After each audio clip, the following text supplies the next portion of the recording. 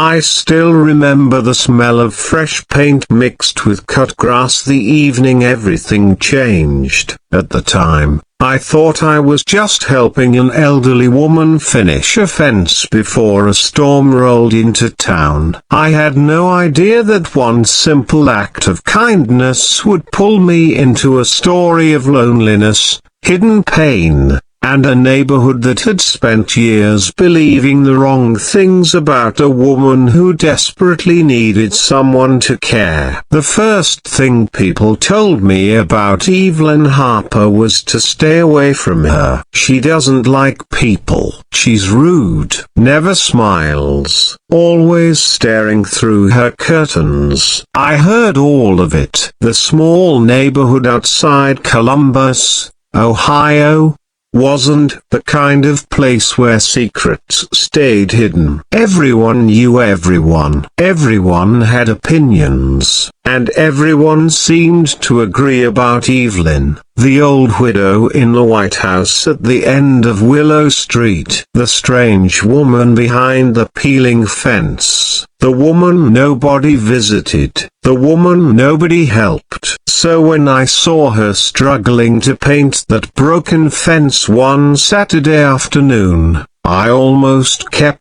driving. Almost. But something made me stop.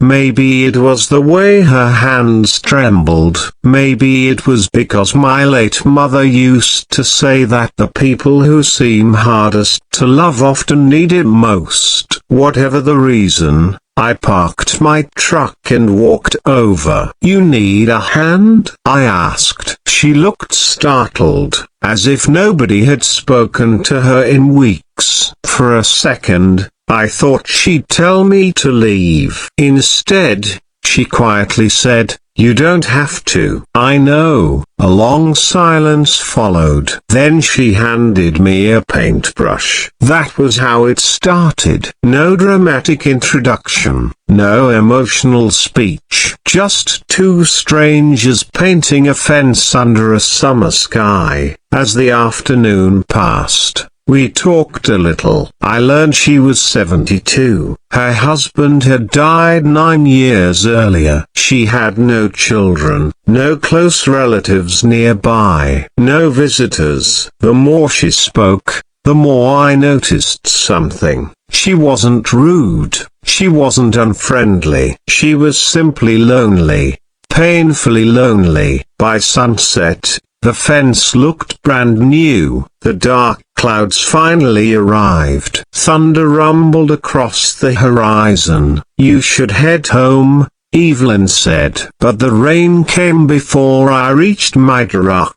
Within seconds, sheets of water poured from the sky. Evelyn sighed. "You're not driving in that." "I'll be fine." Another thunderclap shook the neighborhood. She looked at the storm, then at me, then away. "You can wait inside if you want." I followed her into the house. The place surprised me. It wasn't messy. It wasn't creepy. It was frozen in time. Pictures of her husband filled the walls. Old books lined the shelves. Family memories sat untouched beneath a thin layer of dust. It felt less like a home and more like a museum dedicated to a life that had ended years ago. She made coffee. We sat at the kitchen table, and for the first time, she really talked.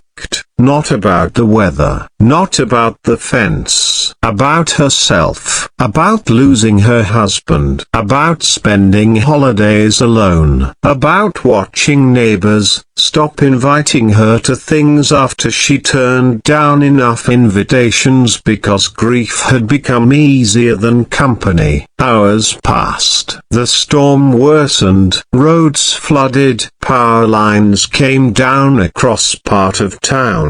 By midnight, it was obvious I wasn't going anywhere. "I've got a guest room," she said awkwardly. I hesitated. She laughed softly. "Relax. You're helping an old woman survive a storm." So I stayed. The next morning, Sunlight poured through the curtains. I woke up feeling embarrassed about sleeping in a stranger's house. I grabbed my things and headed toward the front door. Then Evelyn's voice stopped me. "Wait." I turned around. She looked nervous, almost frightened. "Use the back door before the neighbors see." I frowned. "Why?" She stared at her coffee. "They'll talk." I laughed. "So, you don't understand." Her voice cracked. "They always talk."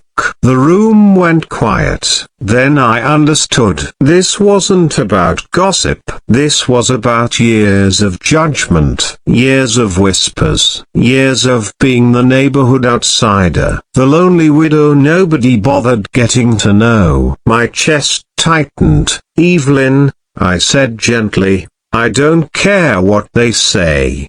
She smiled sadly. "That's because you haven't lived here." I looked out the front window. Several neighbors were already outside walking dogs and collecting newspapers, watching, judging, assuming. The whole thing suddenly made me angry. Not at Evelyn, at them. At how easily people create stories about someone without ever learning the truth. I picked up my keys, then deliberately walked straight to the front door. "Ethan," she called. I looked back. "I'm using the front." Before she could protest, I stepped outside. The entire street seemed to notice immediately. "Good. Let them." I waved, said good morning, then climbed into my truck and drove away. By lunchtime, half the neighborhood probably had theories.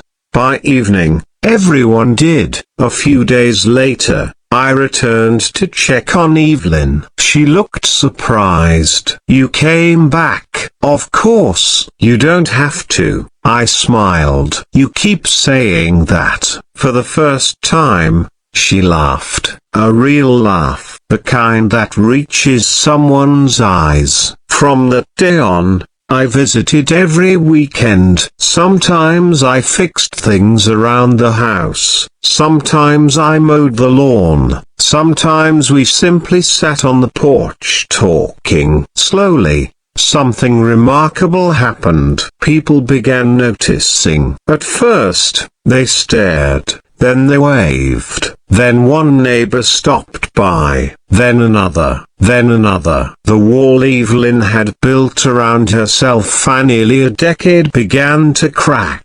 One Saturday, a woman from across the street brought homemade cookies. The next week, someone invited Evelyn to a barbecue. A month later, she attended a neighborhood gathering for the first time in years. The transformation was incredible. But the biggest surprise came in October. I arrived to find Evelyn sitting on her porch crying. Fear shot through me. "Evelyn, what's wrong?" She handed me an envelope. Inside was a letter from the bank. Her mortgage payments had fallen behind. Medical bills had drained her savings. The house she'd lived in for 40 years was at risk. "I don't know what to do," she whispered. My heart sank. For all her pride, she'd never asked anyone for help, not once, even when she desperately needed it. That night I couldn't stop thinking about her. The next morning,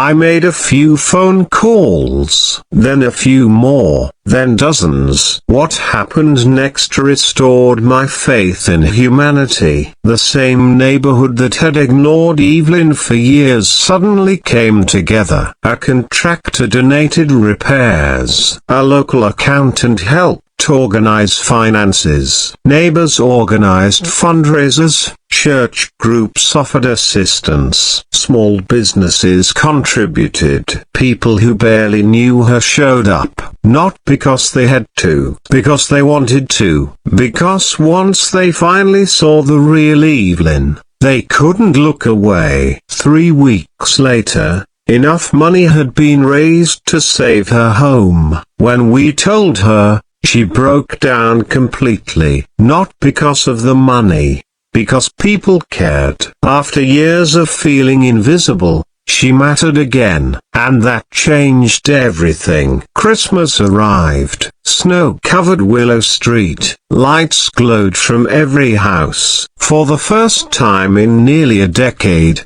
Evelyn wasn't alone. The neighborhood organized a holiday dinner. More than 60 people attended. Children ran through the community center. Families laughed. Music filled the room. And right in the middle of it all sat Evelyn, smiling, talking, belonging. At one point she pulled me aside. Her eyes shimmered with tears. "You know," she said, "that storm saved my life." I shook my head. "Number, you saved your own life." She smiled. "Maybe." Then she squeezed my hand. "But you knocked on the fence." A year later, Willow Street looked different. Not physically, emotionally. People checked on one another more often. Neighbors talked more. Gatherings became common. New friendships formed. And somehow, one painted fence had started it all. Evelyn became the unofficial grandmother of the neighborhood. Kids visited her after school. Families invited her to holidays. People stopped seeing the lonely widow in the White House. They saw a friend, a mentor, family. One warm spring evening, I sat beside her on the porch watching the sunset. The same porch where we'd spent countless afternoons talking. "Can I tell you something?" she asked. "Always." She looked toward the fence we'd painted together. The paint was still bright, still standing strong. "You know what hurt most all those years?" "What?" She thought for a moment. "Not losing my husband." The answer surprised me. What was it then? She swallowed hard, feeling forgotten. The words hung in the air, simple, honest, devastating. Then she smiled. "But I don't feel forgotten anymore." Neither of us spoke after that. We didn't need to, because sometimes the greatest act of kindness isn't money. It isn't heroics. It isn't changing the world. Sometimes it's stopping your truck, picking up a paintbrush, listening to someone nobody else listens to, and reminding a lonely heart that it still matters. The funny thing is, I thought I stayed that night because of a storm. I thought I stayed because the roads flooded. I thought I stayed because it was the safe thing to do. But looking back now, I think life had other plans. Because one rainy night, an old woman asked me to use the back door before the neighbors saw. And by refusing, I accidentally helped an entire community find its way back to compassion. That painted fence eventually faded. The wood aged. The colors softened. But what began beside it never disappeared. A lonely woman found her family. A neighborhood found its heart. And I learned that sometimes the smallest kindness creates the biggest miracle.